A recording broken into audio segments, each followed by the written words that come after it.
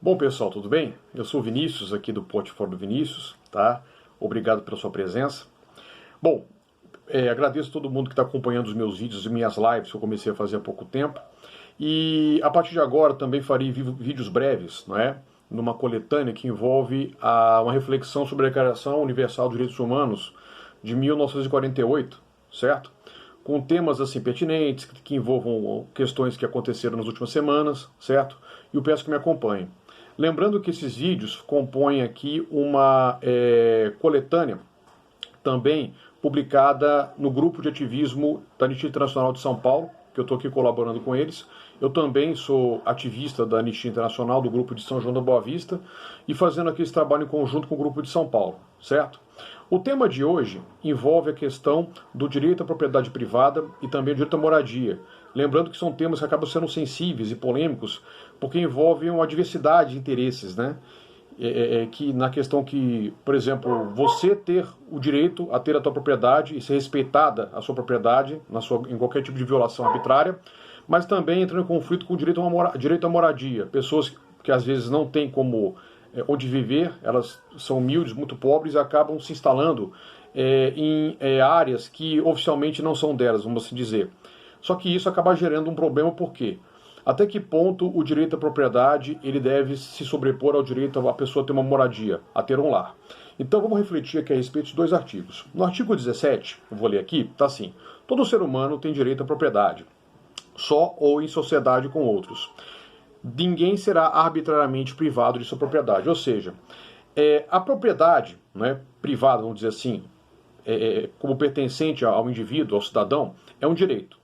E qualquer tipo de violação daquela propriedade, vamos dizer assim, a pessoa perde a propriedade, ou a pessoa, na verdade, ela acaba sendo, entra-se na propriedade da pessoa para que ela possa responder à justiça, por um mandado judicial. Primeira coisa, primeiro quando a pessoa perde uma propriedade, não é que bem que ela perde, entende-se que ela não era a proprietária de fato daquela propriedade. Isso acontece com restituição de posse, isso acontece também em questões que envolvem problemas com dívidas, porque a pessoa, na verdade, não honrou o pagamento daquela dívida, e então o proprietário que não havia vendido por completo restitui a sua propriedade para si. E também, né, temos uma questão polêmica, por exemplo, a propriedade que ela pertence a alguém, mas alguém a ocupa, né, ela teria, em tese, direito à sua restituição, né, à sua reocupação e, consequentemente, a expulsão de quem entrou naquela propriedade que já tinha um dono. Só que assim, eu me lembro de um outro artigo importante da própria declaração, que é esse aqui, que é o artigo 25, né, que está assim: todo ser humano tem direito a um padrão de vida capaz de assegurar-lhe e à sua família saúde e bem-estar, inclusive alimentação, vestuário, habitação, cuidados médicos e os serviços sociais indispensáveis, e direito à segurança em caso de desemprego, doença, invalidez, viuvez, velhice ou outros casos de perda dos meios de subsistência em circunstâncias fora do seu controle. Então perceba o seguinte, que existe um direito a todos, né, a terem um padrão de vida para a sua família, saúde e bem-estar, alimentação, vestuário e habitação. E percebam que isso, né, é um artigo que pode ser colocado contra o outro na questão que envolve o direito à propriedade. Ou seja, se a pessoa ela ocupa um local e o faz o seu lar, né, e ela não tem condições para comprar, no caso, não teve condições para isso, até que ponto é injusto que ela, no caso aqui, ela vamos assim dizer, perdão que o meu cachorrinho aqui está querendo entrar, tá dando um tempinho lá fora para ele, e depois ele volta aqui para poder ficar comigo, para terminar o vídeo. Até que ponto ele agiu errado, vamos assim dizer, em ocupar um terreno que não estava sendo ocupado, né, e fez dele o seu lar, ou fez ali uma área de agricultura de sua subsistência, ou mesmo, não só na zona rural, mas também, não podemos esquecer do que envolve a zona urbana. Há muitos imóveis nas grandes cidades que estão vazios, né? E muita população que trabalha no centro da cidade, que às vezes até mesmo preferiria morar no centro da cidade, não morar numa periferia muito distante, e ver um prédio que está desocupado, muitas vezes assim, a empresa faliu, os proprietários às vezes estão até com disputas judiciais longas, né? Muitos desses imóveis há disputas entre herdeiros, disputa de inventário, e são disputas muito, e são processos longos, demorados, e nesse meio tempo a população entra naqueles prédios e transforma ali, e faz apartamentos, enfim, e até em movimentos sociais organizados nisso. Até que ponto elas estariam agindo errado? Até que ponto o proprietário estaria agindo certo de repente, colocar aquelas famílias, entrar na justiça para restituir sua posse? Percebam que há um conflito, percebam que há uma questão que não é simples, não é tão simples assim. Bom, seguinte, eu entendo que quando você fala que o direito a um padrão de vida capaz de assegurar-lhe a sua família saúde e bem-estar, inclusive alimentação, vestuário, sejam direitos maiores do que a própria propriedade em si, que é uma coisa, vamos assim dizer. A partir do momento que você entende que a pessoa ela precisa de um lar, que ela precisa ter essa sua integridade preservada, a questão da propriedade em si, da coisa em si, ela acaba ficando mais em segundo plano. Só que assim, na verdade, as questões não são colocadas, não ocorrem assim, né? No Brasil e no mundo.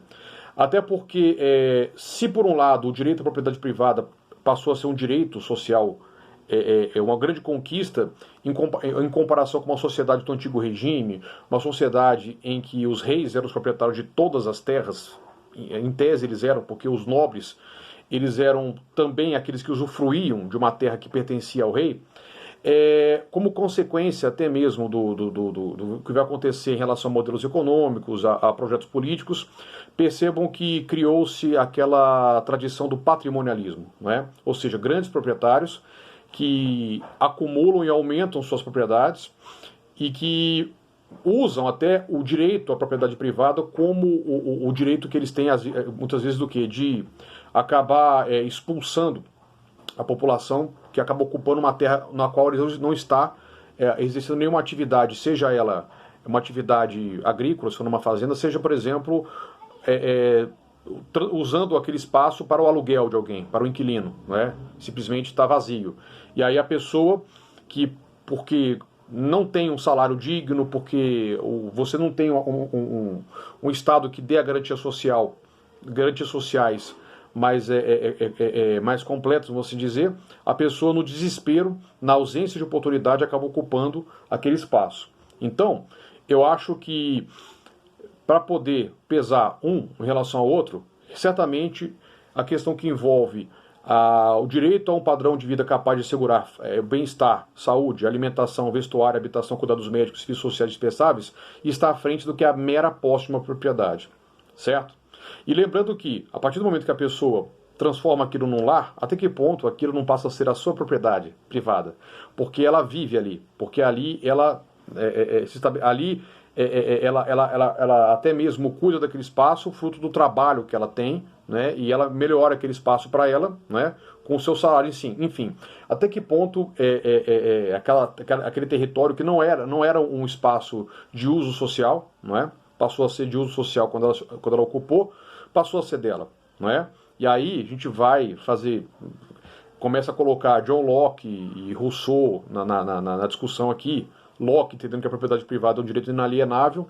Lembrando que o Locke, na verdade, está debatendo isso num outro contexto, no contexto do antigo regime, né? E também até mesmo entendendo que os pequenos proprietários rurais tinham mais direitos do que aqueles que eram donos da terra, porque tinham direito de nobre para isso. Mas o Rousseau, no mesmo século, um pouco depois, vai entender que a propriedade privada é ela em si a origem das grandes desigualdades que nós temos na história. Então, o debate é longo em cima disso. Essa aqui é a minha contribuição, não é? Os meus vídeos são sempre assim, né, com barulhos aqui da casa, com o meu cachorro tentando entrar. Eu faço questão de fazer desse jeito mesmo, para poder mostrar que o espaço aqui, ele é sempre... A minha família faz parte de mim, eu faço dela, eu nunca escondo isso, eu gosto que os vídeos sejam assim. E é isso, pessoal. Um abraço especial também à galera do Grupo de Ativismo de São Paulo. E esse aqui é meu vídeo. Um abração.